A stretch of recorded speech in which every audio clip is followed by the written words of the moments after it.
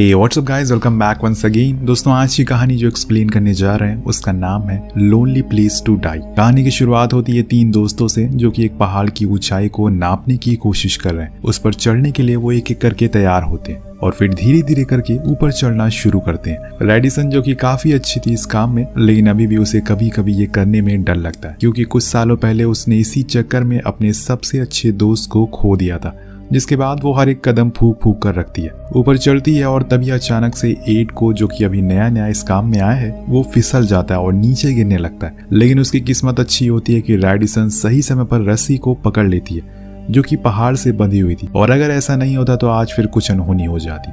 तभी रॉब, जो कि इनका तीसरा साथी था, वो नीचे की ओर आता है और उसे संभाल कर फिर ऊपर की ओर लेकर जाता है। कड़ी मुशक्कत के बाद ये लोग कैसे भी करके ऊपर पहुंच जाते हैं, जहां पर जाकर रेडिसन चैन की सांस लेती है। पर वो एड के पास जाकर उसे समझाती है कि आगे से तुम ये लापरवाही कभी नहीं करोगे, तुम्हें अंदाजा भी नहीं कि एक चूक की वजह से क्या क्या हो सकता है। वो माफी मांगता है और आगे से ऐसा ना करने का वादा करता है। अब ये लोग वहां से वापस आ जाते हैं और पास में ही बने एक गाँव में जाते हैं जहाँ पर एक कॉटेज है जहाँ इनके दो दोस्त ठहरे हुए हैं। वहाँ इनका वेलकम करते हैं और जिसके बाद रेडिसन फ्रेश होने के लिए चली जाती है। लेकिन उसके दिमाग में वही आज सुबह वाली बात अभी भी घूम रही थी। अगर वो रस्सी पहाड़ से नहीं बंधी होती तो शायद आज वो मातम बना रहे होते, लेकिन शुक्र है कि ऐसा कुछ नहीं हुआ। अब फ्रेश होने के बाद सभी ताश खेलते हैं। तभी एड की नजर बाहर पड़ती है। वो देखता है कि आज मौसम काफी खराब है, इसीलिए वो सभी को बताता है कि शायद कल हम लोग हाइकिंग के लिए नहीं जा पाएंगे। पर एलेक्स कहता है कि ये तो हम सुबह ही देखेंगे, फिलहाल के लिए मैं चला सोने। अब अगली सुबह वो लोग देखते हैं कि मौसम अभी भी खराब है, इसीलिए एलेक्स सभी से कहता है कि हमें आज आसान वाला रास्ता अपनाना होगा क्योंकि हमें कोई रिस्क नहीं लेना चाहिए।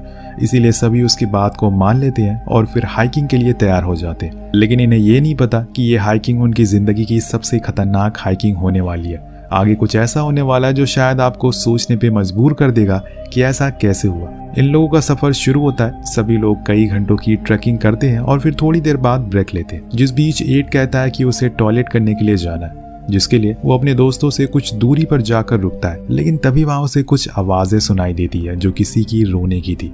इसीलिए वो फौरन अपने दोस्तों को बुलाता है। सबसे पहले वहां पर रेडिसन आती है। वो उसे भी वही आवाज सुनाई दे रही थी जो कि उसे सुनाई देती है। वो और लोगों को भी बुलाती है और सभी को शांत रहने को कहती है, जिससे उन्हें समझ आता है कि ये किसी इंसान की ही आवाज है जो कि रो रहा है। वो फौरन उस साउंड का पीछा करने लगते हैं और उन्हें थोड़ी ही दूर पर जमीन के ऊपर एक पाइप गड़ा हुआ मिलता है, जिसे देखकर वो सभी हैरान रह जाते हैं कि असल में यहाँ से कौन सा पाइप जा रही है। लेकिन तभी वो आवाज फिर से आती है जो कि उस पाइप के नीचे से थी। वो फौरन उस जगह को खोदते हैं और उन्हें जो दिखाई देता है वो सभी को हैरान कर देता है। असल में दोस्तों, वहाँ पर एक छोटी बच्ची थी जिसे किसी ने इंटेंशनली यहाँ पर गाड़ा हुआ था। लेकिन क्यों, यही सवाल उन्हें खाया जा रहा था। पर जेनी सबसे पहले तो उस गड्ढे में कूदती है और फिर उस बच्ची को सहारा देती है, उसे पीने को पानी देती है और उसे लेकर फौरन बाहर आती है। वो बच्ची अपना नाम ऐना बताती है, लेकिन इसके बाद वो जो कुछ बताती है उन्हें कुछ समझ नहीं आता क्योंकि वो किसी दूसरे भाषा में बात कर रही थी। एक एक करके सभी लोग बहुत कोशिश करते हैं लेकिन किसी को कुछ समझ नहीं आता। तभी रॉ कहता है कि इसे जिस किसी ने भी यहाँ पर गाड़ा है वो इसे मानना नहीं चाहता, या तो उसने ये किसी के कहने पर किया होगा,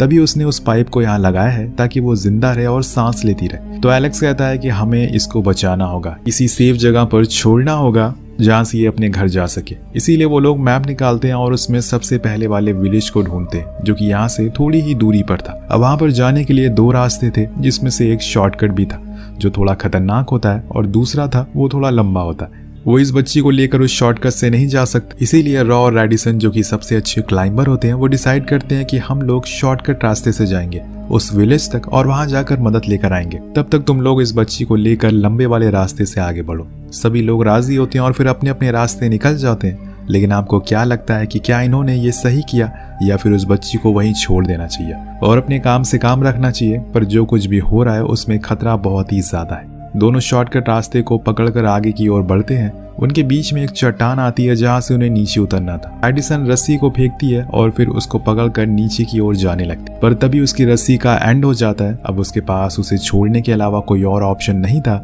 इसीलिए वो अपने हाथों और पैरों का इस्तेमाल करती है। फिर धीरे धीरे करके नीचे की ओर जाने लगती है, जिसके बाद अब बारी होती है रॉ की। उसके पास तो रस्सी पूरी थी, इसीलिए वो आसानी से उतरने लगता। लेकिन इस खेल में जरा सी भी चूक आपकी जान ले सकती है। ये बात शायद रॉ को पता नहीं होती, इसीलिए वो गलती से रस्सी के हुक को टाइटली बांधना भूल जाता है, जिसकी वजह से उसकी रस्सी टूट जाती है और वो जाकर गिरता है सीधा नीचे पत्थरों में और उसकी मौके पर ही मौत हो जाती है। ये मंजर तो रैडिसन देख ही नहीं पाती, इसीलिए वो अपना मुंह हटा लेती है उसकी लाश के ऊपर से और खुद धीरे धीरे करके नीचे जाने लगती है। उसके पास तो रस्सी भी नहीं थी, अगर वो जरा सा स्लिप हुई तो मारी जाएगी। उधर हम तीनों को देखते हैं, एड एना को अपने गोद में उठा लेता है और लेकिन वो उससे डरना शुरू हो जाती है, वहां से भागने लगती है और इसके बाद वो बड़ी मुश्किल से उसे पकड़ते हैं और फिर जेनी उसे अपने पास में रखती है। उसे किसी भी आदमी के पास जाने में डर लग रहा था, जो सीधा संकेत दे रहा था कि उसके साथ जो भी कुछ हुआ है वो जरूर किसी आदमी ने किया होगा। वहीं दूसरी ओर रैडिसन हिम्मत जुटाकर आगे बढ़ रही थी, पर तभी ऊपर से पत्थर गिरना शुरू हो जाते हैं, जिसमें से एक पत्थर आकर रैडिसन के मुंह पर लगता है और इस चीज से उसका बैलेंस बिगड़ जाता है। वो स्लिप होकर नीचे गिरने लगती है, लेकिन उसकी स्पीड पेड़ों की वजह से कम हो जाती है। उसकी किस्मत अच्छी होती है कि वो पत्थरों की जगह पानी में गिरती है, जिस वजह से उसकी हालत रॉ जैसी नहीं होती। कुछ देर बाद वो तैरते हुए किनारे पर आती है और वहीं पहुंच जाती है जहां पर रॉ की लाश पड़ी हुई थी। उसी के साइड में वो बेहोश भी हो जाती है। जब घंटों बाद उसकी आंख खुलती है तो वो देखती है कि उसे किसी ने एक बॉक्स में बंद कर दिया है, सेम जैसे आयना बंद थी। वो बहुत कोशिश करती है ऊपर जाने की, लेकिन कुछ फायदा नहीं होता और इसीलिए वो थक हार कर वहीं गिर जाती है। अब जब दोबारा उसकी आंख खुलती है तो वो फिर से वहीं पर थी, रॉ के पास। दरअसल दोस्तों ये बस उसका एक बुरा सपना था। अब वो रॉ के पास जाती है, उसकी रस्सी पर उसकी नजर पड़ती है तो वो हैरान रह जाती है, क्योंकि किसी ने जानबूझकर उसकी रस्सी को काटा था। शायद ये वही लोग होंगे जिन्होंने आना को उस बॉक्स में बंद किया। तभी रैडिसन की नजर ऊपर पहाड़ पर पड़ती है, जहां पर उसे एक आदमी दिखाई देता है, जिससे वो डर जाती है और भागना शुरू कर देती है। उधर हम उन चारों को देखते हैं जो एक खुले रास्ते से आगे बढ़ रहे थे। तभी हम उनके ऊपर एम कर रहे 2 शिकारियों को देखते हैं, जो गोली चलाने ही वाले होते हैं कि तभी पीछे से 2 और लोग आते हैं, जो देखने में बहुत ही खतरनाक लग रहे थे। वो उन दोनों से कहते हैं कि ये हमारा शिकार है, और ये बोलकर वो उन दोनों को शूट कर देते। दोस्तों जहां तक लग रहा है शायद ये लोग वही है जिन्होंने रॉ की रस्सी को काटा, पर आना को किसने बंद किया इसकी कंफर्मेशन अभी नहीं है।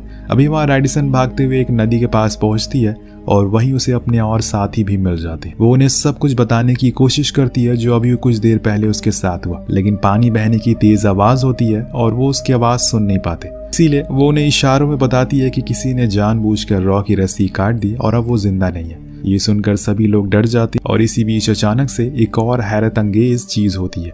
एक गोली आकर लगती है जेनी के सर पर, जो जाकर सीधा पानी में गिर जाती है। अब उसके हाथ में आना भी थी, इसीलिए वो भी उसके साथ तेज बहाव में बहने लगती है।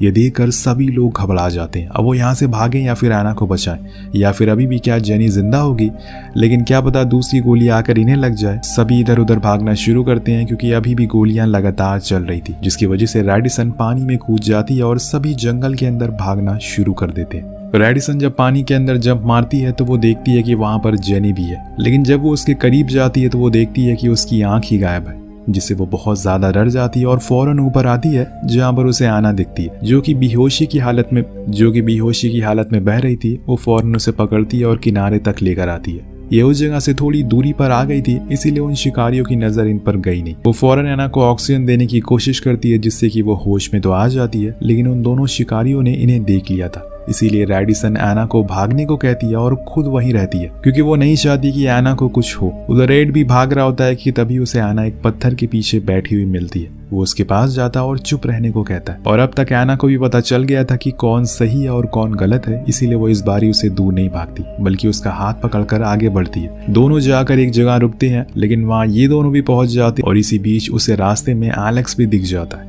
दोनों एक पत्थर के पीछे छुपे रहते हैं। इसी बीच दूसरी ओर से एड और एना भी आ जाते हैं। उसके पास सारे और एक जगह पर सभी मौजूद हो गए थे, लेकिन आखिर ये लोग हैं कौन और इन्हें क्यों मारना चाहते? यहाँ एलेक्स एक प्लान बनाता है कि कैसे भी करके हमें उन्हें डिस्ट्रैक्ट करना होगा, वरना वो हमारे ऐसे ही पीछे करते रहेंगे। इसीलिए वो खुद कहता है कि मैं जाकर उन्हें डिस्ट्रैक्ट करूंगा, और इसी का फायदा उठाकर तुम एना को लेकर यहाँ से दूर चले जाना। अब कुछ देर बीत जाने के बाद वो दोनों शिकारी भी परेशान हो जाते हैं कि वो लोग कहाँ चले गए। तभी उन्हें एलेक्स दिख जाता है, जिसके हाथ में आना होती है। वो फिर से पीछा करना शुरू कर देते और अंधाधुंध गोलियां चलाते हैं, जिसमें से कुछ जाकर एलेक्स के पैर में भी लगती है, जिसकी वजह से वो भाग नहीं पाता और एक जगह रुक जाता है। उसे पता चल चुका था कि अब उसका अंत करीब है, इसीलिए वो अपने आखिरी पलों में जेनी के साथ बिताए उन यादों को याद करता है कि तभी एक गोली चलती है जो उसके आर पार हो जाती है। अब जब वो दोनों इसके पास आते हैं तो गुस्सा हो जाता, क्योंकि उसके हाथ में एना नहीं बल्कि एक डमी था जो उसी की तरह लग रही थी। यहाँ पे हमें इन दोनों की बातों से पता चलता है कि दरअसल इन्होंने एना को अगवा किया था उसके डैड से फिरौती की रकम मांगी थी,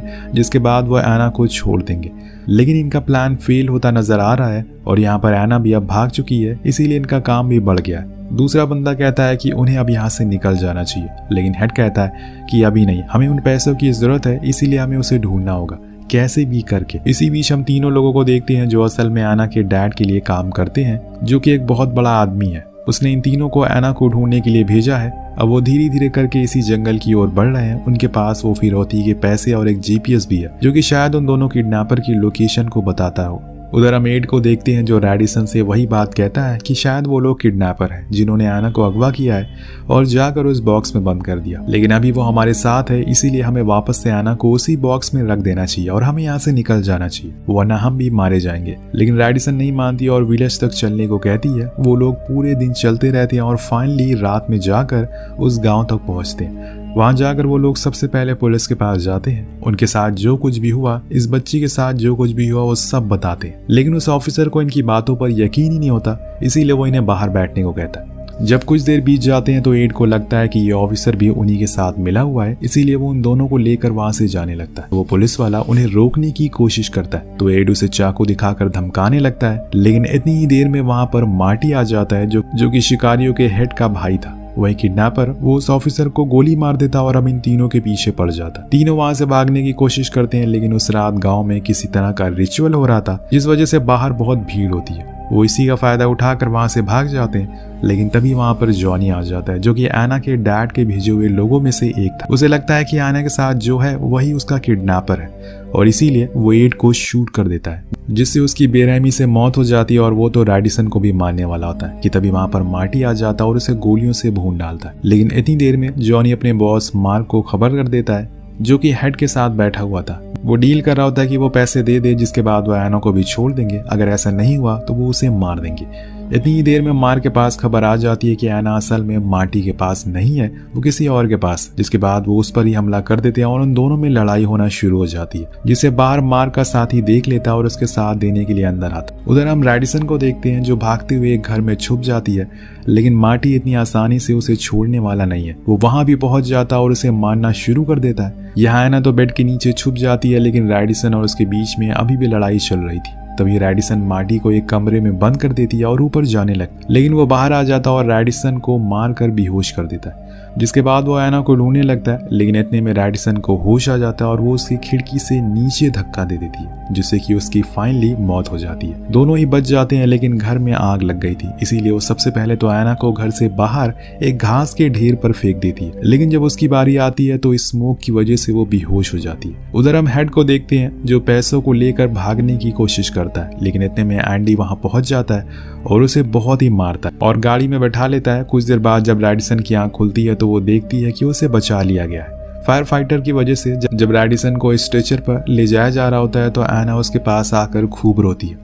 कुछ दिन पहले तक दोनों ही एक दूसरे को नहीं जानते थे, लेकिन अब शायद एना के लिए रैडिसन एक फरिश्ता बनकर आई है। पर यह कहना गलत नहीं होगा कि एक बच्ची की जान बचाने के लिए 5 लोगों ने अपनी जान गंवा दी। कहानी आगे बढ़ती है। कुछ ही दूरी पर हम मार्क को खड़ा हुआ देखते हैं, जो एना को सेफ देखकर खुश होता है। उसके डैड को ये न्यूज दे देता है, जिसके बाद वो लोग हेड को लेकर जंगल में जाते हैं जहां पर एना के डैड आए हुए थे। वो उसके सामने हेड को लाया जाता है और वो ऑर्डर देते हैं कि इसे भी वहीं बंद कर दो जहां से इसने मेरी बेटी को बंद किया था, पर उस पाइप को हटा देना। और यहाँ पर इस तरह से उसकी मौत हो जाती है। आखिर में एम्बुलेंस में रैडिसन अपने साइड में एना को सेफ देखकर बहुत खुश होती है, लेकिन अभी उसके डैड को नहीं पता कि असल में उनकी बेटी की जिंदगी किसने बचाई है, कितने लोगों ने कुर्बानी दी है। तो दोस्तों, आपको क्या लगता है कि ऐसी सिचुएशन में आप होते तो एना की जान बचाने की कोशिश करते या फिर अपना काम से काम रखते? इस सवाल के साथ ये कहानी यहीं पर अंत होती है। कहानी कैसी लगी नीचे कमेंट करके जरूर बताएगा। मिलते हैं अगली वीडियो में।